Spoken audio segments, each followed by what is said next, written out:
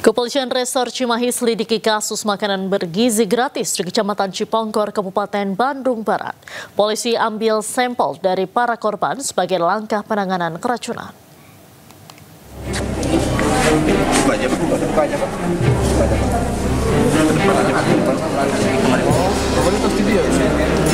Polres Cimahi belum bisa memastikan penyebab keracunan makanan bergizi gratis yang menimpa pelajar mulai dari PAUD hingga SMA sederajat di Kecamatan Cipongkor, Kabupaten Bandung Barat, Jawa Barat.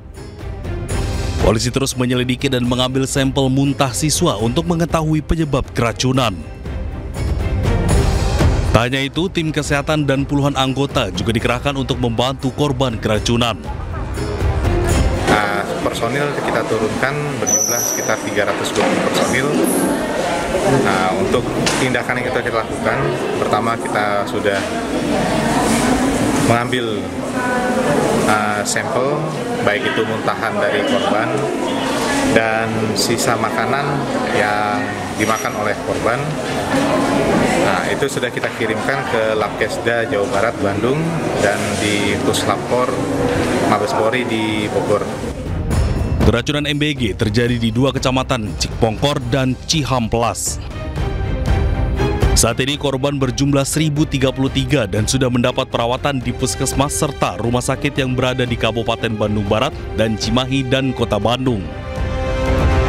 Korban yang berdatangan mengalami pusing, mual, sesak nafas usai menyantap MBG yang disiapkan oleh Dapur Satuan Pelayanan Pemenuhan Gizi SPPG Cipongkor dan Kecamatan Cihamplas.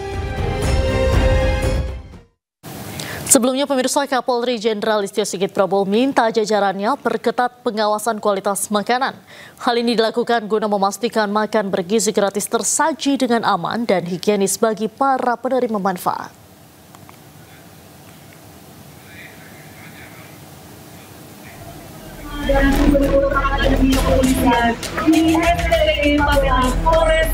Kasus keracunan makan bergizi gratis masih marak terjadi.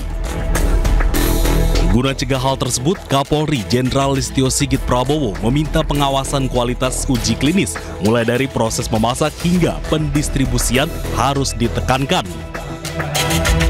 Terkait dengan proses masak, distribusi sampai di tempat selalu dilakukan quality control dengan melaksanakan tes food security sehingga memastikan bahwa pada saat makanan sampai di siswa, sampai di sekolah, semuanya dalam keadaan higienis dan siap saji.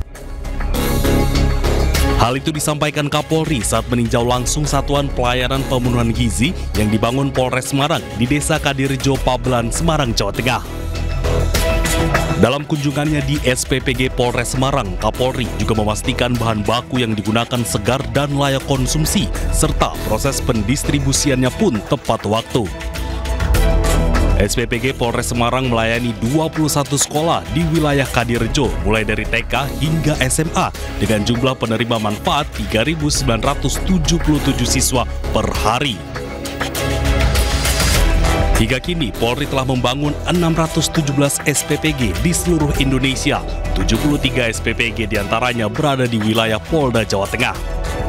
Dengan 617 SPPG yang ada, diharapkan dapat melayani 2.159.500 penerima manfaat, serta bisa membuka lapangan pekerjaan untuk 30.850 tenaga kerja.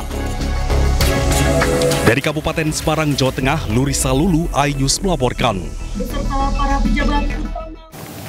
Kita beralih ke informasi lain, pemirsa. Aktris Leony Fitria Hartanti atau Leony mengkritisi pengelolaan anggaran pemerintah Kota Tangerang Selatan karena dinilai janggal dan tidak masuk akal. Wali Kota Tangerang Selatan mengaku siap bertemu dengan Leony untuk menjelaskan duduk permasalahan secara rinci. Oke, gue mau curhat dikit ya. Jadi kan gue ini lagi ngurus. Inilah video artis Leony yang viral di media sosial. Dalam video, Leony mengeluhkan adanya biaya pergantian nama ahli waris di rumahnya. Tak sampai di situ, Leoni juga membongkar laporan anggaran di pemerintah Tangerang Selatan di tahun 2024 yang ada di laman situs tangerangselatan.go.id. Leoni pun siap untuk bertemu dan berdiskusi soal anggaran ini. Ada beberapa hal juga yang lebih penting yang pengen saya dan mungkin sebagian masyarakat Tangsel ingin sampaikan terkait permasalahan sampah, terkait permasalahan jalanan, dan masih banyak lainnya. Mudah-mudahan kita bisa berdialog secara terbuka, nggak cuma saya doang, tapi juga beberapa masyarakat bisa ikut hadir juga di situ.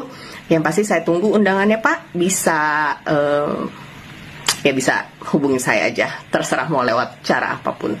Saya tunggu ya, Pak. Terima kasih. Wali Kota Tangerang Selatan Benyamin Daphni pun mengajak Leoni bertemu untuk menjelaskan duduk permasalahan secara rinci. Benyamin Daphni menambahkan untuk laporan anggaran yang dimaksud oleh Leoni hanya jaringan pemeliharaan kantor pusat pemerintah, bukan untuk pemeliharaan jalan ke Tangerang Selatan. Memang tadi sudah dijelaskan 731 juta nggak mungkin ngebenerin jalan sebesar itu. Itu hanya satu khusus untuk perbaikan jaringan listrik, dan itu pun hanya di Pemkot saja. Ya kan, hanya di kantor Pemkot saja, bukan se-Tangerang Selatan. Makanya jumlahnya 731 juta, dan itu sudah dilaksanakan. Selain pemeliharaan jalan, Leoni juga menyoroti program penunjang urusan pemerintah daerah yang nilainya mencapai 2 triliun rupiah.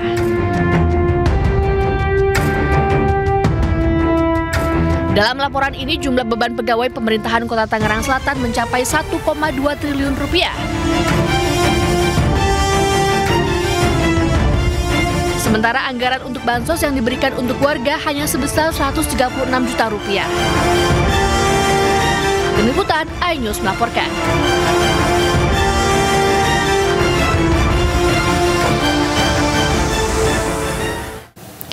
Pemirsa, Bareskrim Polri tetapkan 9 tersangka kasus tindak pidana perbankan dan pencucian uang. Para tersangka bekerja sama dengan Kepala Cabang Pembantu Bank di Jawa Barat dan bobol uang senilai 204 miliar rupiah dari rekening tidak aktif atau dorman.